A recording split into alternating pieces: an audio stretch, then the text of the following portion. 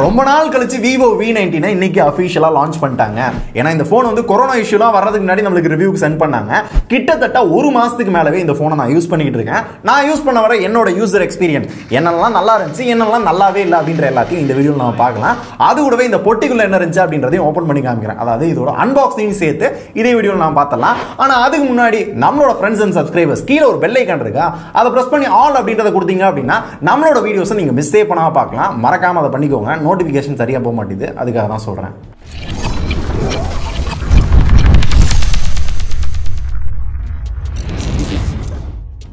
Vivo V19 வழங்கும் tech pass. சத்தியமா காசெல்லாம் கொடுக்கல, சும்மா சொல்லி பார்த்தேன் பிக் பாஸ் மாதிரி நம்மளும் ட்ரை பண்ணுவோம் அப்படின்னு. V15, V17, V17 Pro இதெல்லாம் எந்த அளவுக்கு வச்சு செஞ்சோம் அப்படின்றது நம்மளோட வியூவர்ஸ் அண்ட் நம்மளோட ஃபாலோவர்ஸ் நிறைய பேருக்கு தெரிஞ்சிருக்கும். இப்போ V19 அந்த அளவுக்கு இருக்கா, நல்லா இருக்கா இல்லையா அப்படின்றத இப்போ பார்க்கலாம். அதுக்கு முன்னாடி இப்பவே சொல்லிடுறேன், இந்த ஃபோனோட பிரைஸ் எனக்கு இப்போதைக்கு தெரியாது. ஏன்னா இந்த வீடியோவை நான் எம்பார்கோல ஷூட் பண்றேன். இந்த ஃபோன் லான்ச் முன்னாடியே ஷூட் பண்ணிட்டு இருக்கேன். அதன்படி கரெக்டான பிரைசிங் என்ன தெரிஞ்சுக்கணும் அப்படின்னா கீழே டிஸ்கிரிப்ஷன்ல அப்டேட் பண்ணிருக்கேன்.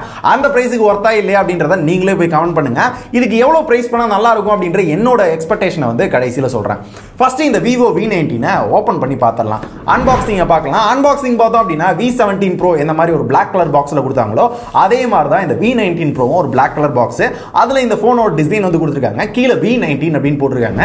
அண்ட் சைடுல ஐபிஎலோட டைட்டில் ஸ்பான்சர் நாங்க தான் அப்படின்றத போட்டிருக்காங்க. V சீரிஸ் இவ்வளவு அதிகமா வந்தாங்க அப்படின்னா டைட்டில் என்ன ஃபுல்லா ஐபிஎல்லே கூட ஸ்பான்சர் பண்ணலாம். ஏன்னா அந்த அளவுக்கு அழுத்திட்டு இருக்காங்க. அண்ட் பின்னாடி பார்த்தோம் அப்படின்னா கீ ஃபீச்சர்ஸ் எல்லாம் போட்டிருக்காங்க.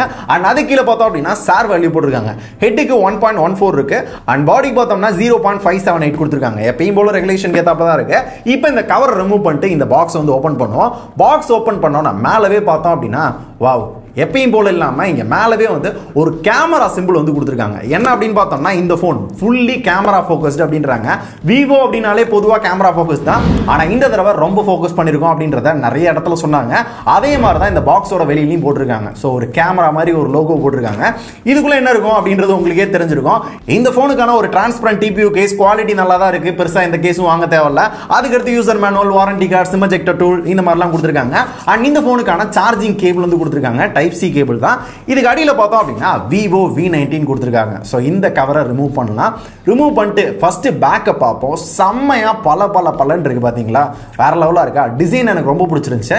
மொதல் விஷயம், இந்த போனை கையில் எடுத்தோன்னே எனக்கு என்ன ஃபீல் ஆச்சு அப்படின்னா நல்ல ஹேண்டியா, யூஸ் பண்றது கம்ஃபர்டபுளா, கொஞ்சம் சின்ன போன் மாதிரியே இருந்துச்சு. அண்ட் பேக்கும் பார்க்கறதுக்கு வேற லெவலா இருந்துச்சு. இப்போ ரீசெண்டா Huawei P40 இருந்துச்சுல, கிட்டத்தட்ட அதே மாதிரி லுக் இருக்கு. ஸோ ஆனால் நிறைய ஃபிங்கர் பிரிண்ட் வந்து பிக்கப் பண்ணுது, அதுதான் கடுப்பா இருக்கு. இதை பத்தி டீட்டெயிலா அடுத்து பேசலாம். இதுக்கு அடியில் பார்த்தோம் அப்படின்னா சார்ஜிங் அடாப்டர் கொடுத்துருக்காங்க. இந்த சார்ஜிங் அடாப்டர் பார்த்தோம் அப்படின்னா 33 வாட் ஃபாஸ்ட் சார்ஜிங் சப்போர்ட் அப்படின்றாங்க. ஸோ இதை ஃபுல்லா சார்ஜ் பண்றதுக்கு கிட்டத்தட்ட ஒரு 1.5 மணி நேரத்துக்குள்ள இந்த போனை ஃபுல்லா சார்ஜ் பண்ணிக்கலாம்ன்றாங்க. ஓரளவு ஃபாஸ்டான சார்ஜர் தான். அடுத்து பக்கத்திலே பாத்தீங்கன்னா எந்த போன்லயுமே மேக்ஸிமம் கொடுக்காத இயர்போன் இந்த போனோட பாக்ஸ்குள்ள கொடுக்குறாங்க. பொதுவா விவோவோட எல்லா போன்லயும் கொடுப்பாங்க, இந்த போன்லயும் கொடுத்துருக்காங்க அப்படின்றத பாத்துக்கோங்க. இப்போ இந்த Vivo V19 பத்தி கொஞ்சம் டீட்டெயிலா பார்க்கலாம். இந்த போன்ல என்னென்ன ஃபீச்சர்ஸ் இருக்கு, என்னோட எக்ஸ்பீரியன்ஸ் என்ன நல்லா இருந்துச்சு, என்ன கேவலமா இருந்துச்சு அப்படின்ற எல்லாத்தையும் இப்போ நம்ம பார்க்கலாம். அதுல ஃபர்ஸ்ட் எனக்கு பிடிச்ச விஷயம் அப்படின்னு பார்த்தோம்னா நல்ல ஹேண்டியா, கம்ஃபர்டபுளா, கொஞ்சம் குட்டி போன் மாதிரி நல்லா ரெடி பண்ணிருக்காங்க. அது எனக்கு ரொம்ப பிடிச்சிருக்கு. ரெண்டாவது டிசைன், பேக் சைடுல நல்ல பலன்னு இப்போ ரீசெண்டா Huawei P40 இருக்குல்ல அதே மாதிரி கொடுத்துருக்காங்க. ஆனா இதுக்கு முன்னாடியே இந்த போன் ரிவ்யூக்கு நம்மளுக்கு வந்துருச்சு. சோ அப்படி பாக்குறப்ப இந்த டிசைன் எனக்கு ரொம்ப பிடிச்சிருக்கு. குவாலிட்டி வைஸும் சூப்பரா பில்ட் பண்ணிருக்காங்க. அண்ட் பேக் அண்ட் ஃப்ரண்ட்ல பார்த்தோம்னா கிளாஸ், சென்டர்ல வந்து மெட்டல் யூஸ் பண்ணிருக்காங்க. ஓவராலா குவாலிட்டி சூப்பரா இருக்கு. அண்ட் இதோட மெயின் ஹைலைட் அப்படின்னு பார்த்தோம்னா இதோட கேமரா தான். இந்த கேமராவோட டிசைன் பாக்குறப்ப எங்கேயோ பார்த்த மாதிரி இருக்கா, ஆல்ரெடி பார்த்திருப்பீங்க. விவோவோட சப் பிராண்ட் ஐக்யூ அப்படி கிடையாது, ஒரு இண்டிபெண்டன்ட் பிராண்ட் ஐக்யூ இருக்குல்ல. ஐக்யூல ரீசெண்டா வந்த மொபைல்ல இதே மாதிரி தான் டிசைன் இருக்கும். இதுக்கு முன்னாடியே சில போன்ல இதே மாதிரி தான் டிசைன் கொண்டு வந்தாங்க. அதே டிசைன்ல தான் 4 கேமரா இந்த போன்ல கொடுத்திருக்காங்க. இந்த 4 கேமரால மெயின் கேமரா பார்த்தோம் அப்படின்னா 48 mega pixel main camera, f1.8 aperture சைஸ்ல. அதுக்கு அடுத்து 8 mega pixel white angle lens, 2 mega pixel depth, 2 mega pixel macro. இது யூசுவலா எல்லா போன்லயும் கொடுக்குற மாதிரி தான் கொடுக்குறாங்க. ஏன் இது ஹைலைட்டா இருக்கு அப்படின்னு பார்த்தோம்னா கேமரா ஃபீச்சர்ஸும் ஆப்டிமைசேஷனும் செம்மையா பண்ணிருக்காங்க. ஒரு ஃபீச்சர் கொடுக்குறாங்க அப்படின்னா செம்மையா ஆப்டிமைஸ் பண்ணி ஒரு சூப்பரான அவுட் வந்து கொடுக்குது. ஒரு போட்டோ எடுக்கிறோம் அப்படின்னா அந்த போட்டோ நல்ல கிளாரிட்டியா, பார்க்கிறதுக்கு நல்ல கலரா, பார்க்கிறதுக்கே நம்மளுக்கே பிடிச்சிருக்கு. பொதுவா விவோ ஓப்போலாம் லைட்டா மேக்கப் போட்டு அந்த மாதிரிலாம் காமிக்கும், நம்மளே பார்க்கிறதுக்கு லைட்டா அழகா காட்டுது. இந்த போட்டோஸ் எல்லாத்தையும் பார்க்கிறதுக்கு இதோட கிளாரிட்டி பார்க்கிறதுக்கு எப்படி இருக்கு அப்படின்றது உங்களுக்கே தெரிஞ்சிருக்கும். இதுல ஸ்லோ மோஷன் இருக்கு, டைம் லாப்ஸ் இருக்கு, பனோராமால போட்டோ எடுத்துக்கலாம், ஏஆர் ஸ்டிக்கர்ஸ் கொடுத்திருக்காங்க. அண்ட் அது கூடவே வீடியோ ஸ்டேபிளா எடுக்கிறதுக்கு ஒரு ஸ்டேபிள் மோடும் கொடுத்திருக்காங்க. அண்ட் 2x ஜூம் பண்ணி போட்டோ எடுத்தாலும் ஓரளவு கிளாரிட்டி லாஸ் ஆகாம அந்த டிஜிட்டல் ஜூமும் ஓரளவு நல்லா ஆப்டிமைஸ் ஆப்டிமைஸ் பண்ணிருக்காங்க. அண்ட் அது கூடவே மேக்ரோ எஃபெக்ட் இதுல எனக்கு ரொம்ப பிடிச்சிருக்கு. ஏன்னா மேக்ரோ எல்லாமே அவ்வளோ ஷார்ப்பா பார்க்கறது நல்ல குட்டி குட்டி ஆப்ஜெக்ட் கூட நம்மளால போட்டோ எடுக்க முடியுது. ஸோ இந்த மேக்ரோ போட்டோ எல்லாத்தையும் பார்க்குறப்போ உங்களுக்கே தெரியும். அண்ட் அடுத்து இந்த கேமரால எனக்கு ரொம்ப பிடிச்ச ஃபீச்சர் அப்படின்னா நைட் மோட் தான். நைட் மோட் அட்டகாசமா கொடுத்துருக்காங்க. ஸோ ஒரு நார்மல் போட்டோக்கும் நைட் மோடுக்கும் சில போன்லாம் டிஃபரன்ஸே தெரியாது. ஏன்னா ரீசெண்டா வந்த ரெட்மி நோட் 9 ப்ரோலாம் அப்படிதான் இருந்துச்சு. ஆனா அதையெல்லாம் தூக்கி சாப்பிட்ற மாதிரி நைட் மோட் செம்மையா கொடுத்துருக்காங்க. ஸோ எஸ்பெஷலி நைட் மோட் எனக்கு ரொம்ப பிடிச்சிருக்கு இந்த போன்ல. தென் இந்த போன்ல இருக்க ஃப்ரண்ட் கேமரா அப்படின்னு பார்த்தோம்னா இப்போ எல்லாருமே ட்ரெண்ட் ஆகிக்கிட்டு இருக்க அந்த டூயல் பஞ்சோல் கேமரா தான் இவங்களும் கொடுத்துருக்காங்க.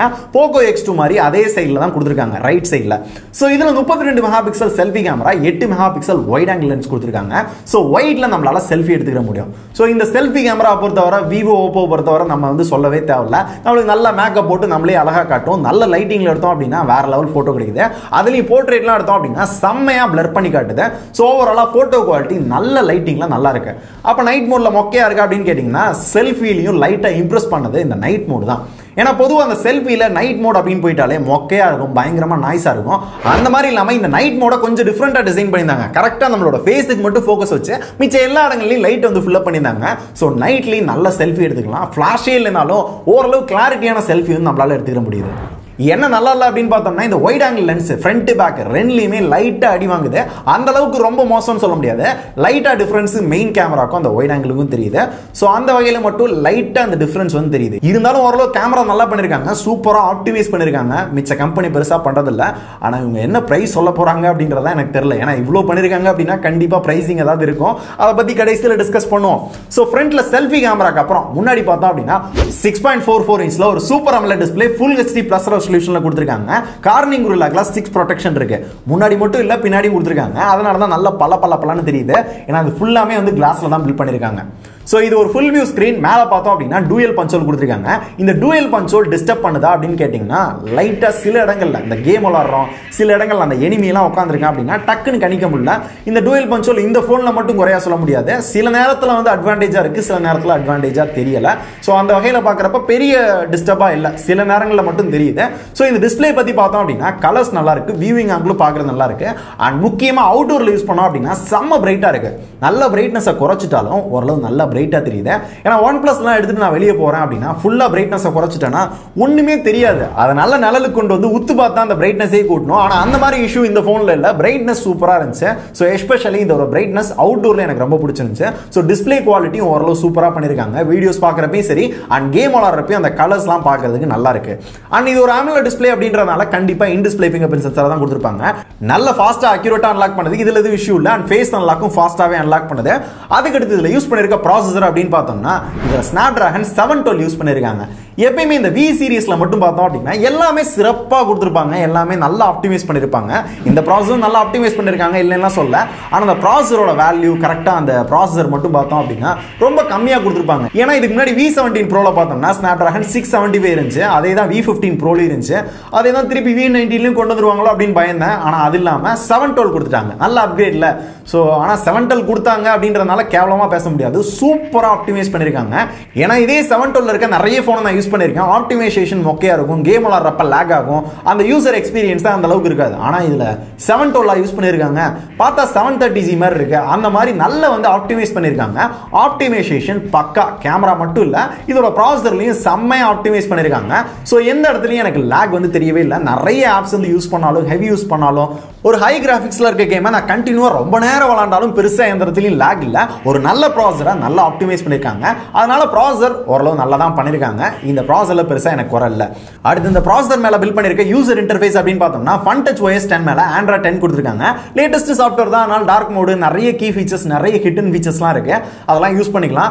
சோ விவோ போன்ல இருக்க hidden features and tips and tricks பத்தி ஒரு தனியா ஒரு வீடியோ வேணும் அப்படின்னா கூட சொல்லுங்க. எத்தனை விவோ யூசர் இருக்காங்க அப்படின்னு நானும் தெரிஞ்சுக்கிறேன், எத்தனை பேர் கேட்கறாங்க அப்படின்னு தெரிஞ்சுக்கிறேன். அண்ட் ஆல்சோ இங்கேயும் போய் ஓட் பண்ணுங்க. அண்ட் இது எல்லாத்துக்குமே சேர்த்து இந்த போன்ல கொடுத்திருக்க பேட்டரி அப்படின்னு பார்த்தோம்னா எல்லாரும் கொடுக்குற மாதிரி 4500 mAh பேட்டரி கொடுத்திருக்காங்க. அதை சார்ஜ் பண்றதுக்கு 33 watt fast charging charging support கொடுக்குறாங்க. இப்போ இந்த ரெட்மி ரியல்மி எல்லாருமே அதான் பண்றாங்க. அதே மாதிரி ஒரு 1.25 மணி நேரத்தில் இந்த போனை ஃபுல்லா சார்ஜ் பண்ணிக்கலாம். அண்ட் யூசேஜ் அப்படின்னு பார்த்தோம் அப்படின்னா எல்லா போன் மாதிரி ஒரு 1.5 நாள் தாங்குது. நார்மல் யூஸ் பண்ணோம் அப்படின்னா 1.5 நாள் வருது. ஒரு 6 ல இருந்து 7 மணி நேரம் கண்டினியூவா கேம் விளையாட முடியுது. ஹை கிராபிக்ஸ்ல இன்டர்நெட் கேம் எல்லாமே யூஸ் பண்றப்ப ஒரு 6-7 மணி நேரம் கண்டினியூவா வருது. அதுக்கப்புறம் சார்ஜ் பண்றது அப்படின்னா ஒரு 1.5 மணி நேரத்தில் சார்ஜ் பண்ணிக்கலாம். இவ்வளவுதான் சார்ஜிங் இருக்கு. அண்ட் மெமரி அப்படின்னு பார்த்தோம்னா 8GB RAM 128GB internal, 8GB RAM 256GB internal அப்படின்ற ரெண்டு வேரியன்ட்ல கொண்டு வந்திருக்காங்க. ரெண்டு கலர்லயும் அவைலபிளா இருக்கு. இந்த மாதிரி ஒரு நல்ல கிளாஸியான லுக் இருக்க ஒரு ஒயிட் அப்புறம் ஒரு பிளாக் கலர் ரெண்டுலயுமே அவைலபிளா இருக்கு. இன் கேஸ் மெமரி பத்தல நம்ம வந்து இன்னும் ஆட் பண்ணனும் அப்படினாலும் டெடிகேட்டட் மெமரி கார்டு ஸ்லாட் கொடுத்திருக்காங்க. ரெண்டு சிம் கார்டு ஒரு மெமரி கார்டு அட் டைம்ல போட்டுக்கலாம். அண்ட் ப்ளூடூத் 5 இருக்கு. அண்ட் ஆல்சோ 3.5mm ஜாக்கும் அவைலபிளா இருக்கு. அண்ட் ஸ்பீக்கர் குவாலிட்டி அப்படின்னு பார்த்தோம்னா நல்ல லவுடா கேக்குது. கேம் விளையாடுறப்ப எஸ்பெஷலி ஓரளவு நல்லா இருக்கு. ஆனா இப்படி வச்சு யூஸ் பண்ணோம் அப்படின்னா அந்த ஆடியோ வந்து கட் ஆகுது. எல்லா போன்ல இருக்க இஷ்யூ இதுலயும் லைட்டா எனக்கும் தோணுச்சு. இப்படி வச்சு கேம் விளையாடுறோம் அப்படின்னா அந்த ஆடியோ அந்த அளவுக்கு கேட்கல. ஸோ ஸ்டீரியோ கிடையாது, இந்த ஸ்பீக்கர் மட்டும் தான் அப்படின்றதுனால லைட்டா அந்த ஆடியோ இஷ்யூ இந்த மாதிரி கேம் விளையாடுறப்ப மட்டும் இருக்கு. அதனால இப்படி வச்சு தான் விளையாட வேண்டியதா இருக்கு. அது கூடவே மேல இருக்க இந்த ஸ்பீக்கர் அதான் கால் குவாலிட்டியில எந்த இஷ்யூவும் கிடையாது. எனக்கு கிட்டத்தட்ட ஒரு மாசமா கால் பேசுறதுக்கு மட்டும் இந்த போனை தான் யூஸ் பண்றேன். கேம் விளையாடுறதுக்கு வேற போன் அப்பப்போ டெஸ்ட் பண்ணாலும் ஸோ சிம் ஃபுல்லாமே இந்த போன்ல தான் கிட்டத்தட்ட ஒரு மாசமா இருந்துச்சு. ஸோ கால் குவாலிட்டியில எந்த இஷ்யூவும் கிடையாது. ஓவரால் இந்த Vivo V19ல என்னென்னலாம் நல்லா இருந்துச்சு அப்படின்னு பார்த்தோம்னா கேமரா நல்லா இம்ப்ரெசிவா கொடுத்திருந்தாங்க, நல்லா ஆப்டிமைஸ் பண்ணியிருந்தாங்க. அண்ட் அது கூடவே இதோட குவாலிட்டி எனக்கு ரொம்ப பிடிச்சிருந்துச்சு, நல்ல ஹேண்டியா இருந்துச்சு. அண்ட் இதோட டிஸ்பிளே குவாலிட்டி நல்லா பிடிச்சிருந்துச்சு. அண்ட் Snapdragon 712ல சூப்பரா ஆப்டிமைஸ் பண்ணியிருந்தாங்க. பேட்டரி லைஃபும் ஓரளவு நல்லா இருந்துச்சு. ஃபாஸ்ட் சார்ஜிங் சப்போர்ட்டும் கொடுத்திருந்தாங்க. இது எல்லாமே நல்லா இருந்துச்சு. என்ன நல்லா இல்லை அப்படின்னு பார்த்தோம்னா ரெண்டு கேமரா பேக் ஃப்ரண்ட் ரெண்டுலையுமே அந்த வைட் ஆங்கிள் லென்ஸ் யூஸ் பண்றப்ப லைட்டா அந்த கிளாரிட்டி அடியாற மாதிரி இருக்கு. அது ஒண்ணு. அண்ட் பேட்டரி லைஃப்ல பார்த்தோம் அப்படின்னா சில நேரங்களில் கண்டினியூவா கேம் விளையாடுறோம் அப்படின்னா ஒரு 7 மணி நேரம் அவ்வளவுதான் வருது. அண்ட் இந்த பேக்ல இருக்க டிசைன் வந்து ரொம்ப பிடிச்சிருக்குன்னு சொன்னேன். ஆனா ஃபிங்கர் பிரிண்ட் பயங்கரமா பிக்கப் பண்ணுது. ஸோ அதனாலே இதை பார்க்கறதுக்கு அந்த அளவுக்கு பிடிக்கல. அதனால கேஸ் யூஸ் பண்ணியே ஆகணும் அப்படின்ற ஒரு கட்டாயம் இருக்கு. இன்கேஸ் கேஸ் யூஸ் பண்ணாம பண்றோம் அப்படின்னா ஃபிங்கர் பிரிண்ட்டும் பிக்கப் ஆகுது. அண்ட் ஆல்சோ ஒரு கேமரா பம்ப் வந்து தெரியுது. ஸோ கீழே வைக்கிறப்ப டக்குன்னு ஸ்கிராச் ஆகிறதுக்கான வாய்ப்பு நிறைய இருக்கு. இந்த மாதிரி ஒரு சில சின்ன சின்ன இஷ்யூ மட்டும் தான் இந்த போன்ல நான் கவனிச்சேன். மிச்சபடி ஒரு பக்காவான போன் ஓரளவு நல்லா தான் பண்ணிருக்காங்க. போன் வைஸ் பார்த்தோம் அப்படின்னா போன் சூப்பர் போன் தான். ஆனா கடைசியா இதுல இருக்க ஒரே பஞ்சாயத்து என்ன அப்படின்னு பார்த்தோம்னா இதோட பிரைசிங் தான். V சீரிஸ் ரொம்ப ரொம்ப சீப்பா விற்பாங்க. அதே மாதிரி இந்த போனை எவ்வளவு சீப்பா வைக்கிறாங்கன்னு தெரியல. ஸோ இப்போ இதோட அஃபிஷியல் பிரைஸ் என்ன அப்படின்றது எனக்கு தெரியாது. ஏன்னா எம்பார்கோ ஷூட் பண்றேன்.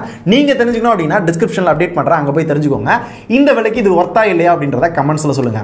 என்னோட எக்ஸ்பெக்டேஷன் எவ்வளவுக்கு இருந்தா நல்லா இருக்கும் இப்ப இருக்க காம்படிஷனுக்கு அப்படின்னு பார்த்தோம்னா இப்போ இந்த Poco X2 ரியல்மில வந்து 6 Pro இந்த மாதிரி நிறைய போன் செம்மையா கொண்டு வந்துகிட்டு இருக்காங்க. ஆப்டிமைசேஷன் சரியா இருக்காது.